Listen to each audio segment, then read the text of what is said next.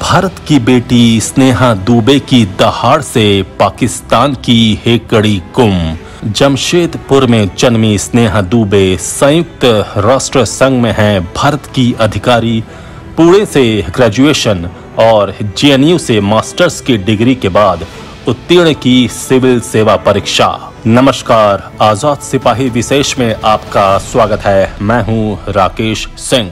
आज भारत और दुनिया भर में रहने वाले भारतीयों के बीच जिन दो नामों की खास चर्चा है, उनमें पहला प्रधानमंत्री नरेंद्र मोदी और दूसरा है स्नेहा दुबे का।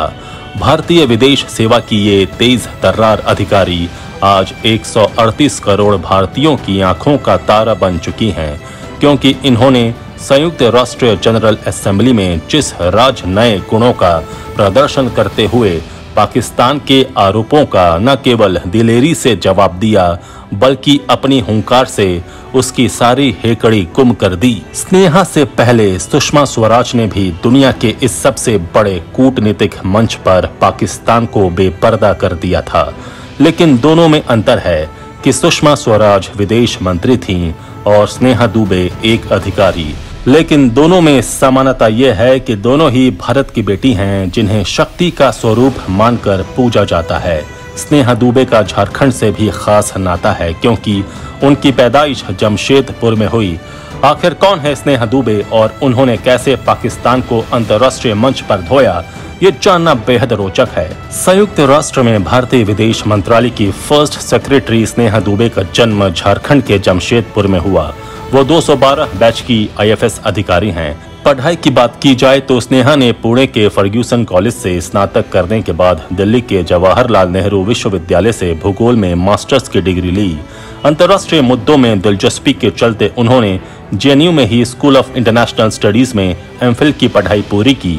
युवा राजनयिक स्नेहा दुबे का बचपन गोवा में बीता और वहां उन्होंने अपनी पढ़ाई पूरी की। शुरू से ही स्नेहा दुबे को भारतीय विदेश सेवा में शामिल होने की इच्छा थी। वर्ष 2011 में उन्होंने अपने पहले ही प्रयास में सिविल सेवा परीक्षा उत्तीर्ण की। स्नेहा अपने परिवार में सरकारी सेवाओं में शामिल होने वाली पहली हैं।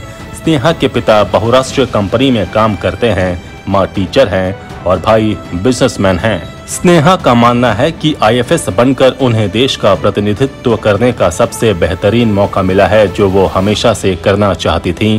वो बताती हैं कि उनका कोई प्लान बी नहीं रहा, उनका बस एक ध्येय था, सिविल सेवा परीक्षा पास करना, और दूसरे विकल्पों को रखने से वो इस पर से ध्यान भटकाना नहीं चाहती थीं। उन्होंने 12 साल की उम्र में ही तय कर लिया था कि उन्हें सिविल सेवा में ही जाना है। ट्रैवल करने से लेकर नई संस्कृतियों को जानने और देश का प्रतिनिधित्व करने तक वो हर सपना इसके जरिए सच करना चाहती थीं। वो कहती हैं कि विदेश सेवा में शामिल होने की उनकी प्रेरणा अंतर्राष्ट्रीय मामलों के बारे में सीखने, नई संस्कृतियों की खोज करने का रोमांच, महत्वपूर्ण नीतिगत निर्णयों का हिस्सा बनने और लोगों की मदद करने का एक संयोजन था। संयुक्त राष्ट्र महासभा की बैठक में पाकिस्तान के प्रधानमंत्री इमरान खान के भाषण पर भारत ने राइट ऑफ रिप्लाई के अधिकार का प्रयोग करते हुए पाकिस्तान को कड़ा जवाब दिया। भारत का प्रतिनिधित्व फर्स्ट सेक्रेटरी स्नेहा दुबे कर रही थीं। उन्होंने संयुक्त राष्ट्र महासभा के वैश्विक मंच से दहाड़ भरते हुए कहा कि आतंकियों के महिमा मंडन के लिए पाकिस्तान ने यूएन के मंच का इस्तेमाल किया है। उनका भाषण भारत के नजरिए को भी साफ करता है। राइट ऑफ रिप्लाई शब्द का प्रयोग करते हुए स्नेहा दुबे ने कहा कि पाकिस्तान ने एक बार फिर इस वैश्विक और शानदार मंच को कलंकित किया है। पाकिस्तानी लीडर इस मंच का इस्तेमाल कर मेरे भारत के बारे में झूठी अफवाह फैला रहे हैं। ये पहली बार नहीं है जब पाकिस्तानी नेता यूएन के इस मंच का गलत इस्तेमाल कर मेरे देश भारत के प्रति झूठी और दुर्भावना का प्रोपेगेंडा फैला रहे हैं। ये सिर्फ इसलिए ताकि दुनिया का ध्यान पाकिस्तान से हट जाए, जहां आतंकवादियों को खुली छूट है, जो वहां के अल्पसंख्यकों की जिंदगी तबाह कर उनका जीना दूभर कर रहे हैं। ये पाकिस्तान का इतिहास ही रहा है कि वो आतंकवादियों को शरण देता, पोसता पालता रहा है, उनकी सहायता करता रहा है।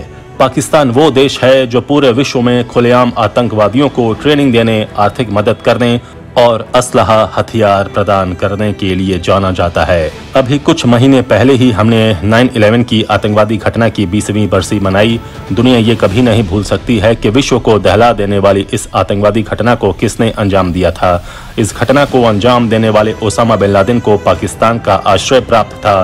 पाकिस्तानी नेता उसका महिमा मंडन एक शहीद के रूप में करते रहे हैं। स्नेहा यही नहीं रुकी, उन्होंने कहा कि मैं खेद के साथ कहना चाहती हूं कि आज भी सुनने में आता है कि कुछ पाकिस्तानी नेता आतंकवादी घटना को जस्टिफाई करते सुनाई पड़ जाते हैं। इस आधुनिक दुनिया में आतंकवाद का इस तरीके से बचाव स्वीकारा नहीं जा सकता।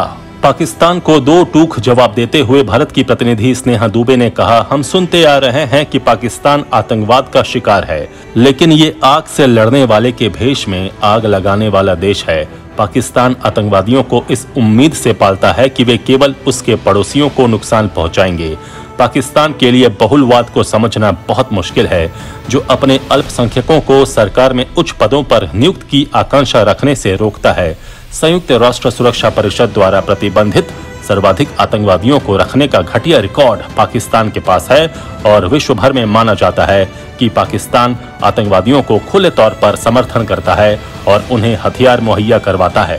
पाकिस्तान ने सिर्फ भारत ही नहीं, अमेरिका और बांग्लादेश तक को भयावह हादसों का शिकार बनाने में भूमिका निभाई है। स्नेहा ने संयुक्त राष्ट्र के सामने दो टूक सुनाया कि जम्मू कश्मीर और लद्दाख के पूरे केंद्र शासित प्रदेश भारत के अभिन्न अंग रहे हैं और रहेंगे। उन्होंने कहा, इसमें वो हिस्सा भी शामिल है जिस पर पाकिस्तान का अवैध कब्जा है। हम पाकिस्तान से उसके अवैध कब्जे वाले क्षेत्र फौरन खाली करने की मांग करते हैं। स्नेहा दुबे का ये भाषण वैसे तो इतिहास के पन्नों में दर्ज हो गया, लेकिन उनकी हासिल जवाबी और दिलेरी का आज हर कोई कायल हो गया है।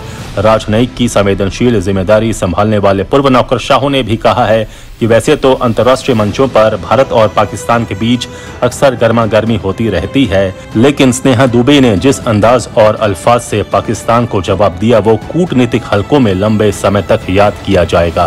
आइए सुनते हैं स्नेहा दुबे का वो ऐतिहासिक भाषण। By the leader of Pakistan to tarnish the image of this august forum by bringing in matters internal to my country and going so far as to spew falsehoods on the world stage. While such statements deserve our collective contempt and sympathy for the mindset of the person who utters falsehood repeatedly, I am taking the floor to set the record straight. Regrettably, this is not the first time the leader of Pakistan has misused platforms provided by the UN to propagate false and malicious propaganda against my country, and seeking in vain to divert the world's attention from the sad state of his country, where terrorists enjoy free pass while the lives of ordinary people, especially those belonging to the minority communities, are turned upside down. Mr. President, Member states are aware that Pakistan has an established history and policy of harboring, aiding, and actively supporting terrorists. This is a country which has been globally recognized as one openly supporting, training, financing, and arming terrorists as a matter of state policy. It holds the ignoble record of hosting the largest number of terrorists proscribed by the UN Security Council. Mr. President, we marked the solemn occasion of the 20th anniversary of the 9/11 terror attacks just a few days back.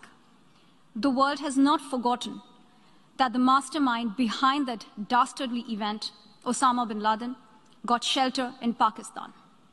Pakistan leadership continues to glorify him as a martyr. Regrettably, even today, we heard the leader of Pakistan trying to justify acts of terror. Such defense of terrorism is unacceptable in the modern world. आजाद सिपाही के विशेष में अभी इतना ही। आप हमारे इस YouTube channel को जरूर सब्सक्राइब करें। आप हमारे Facebook पेज को भी जरूर लाइक करें। धन्यवाद।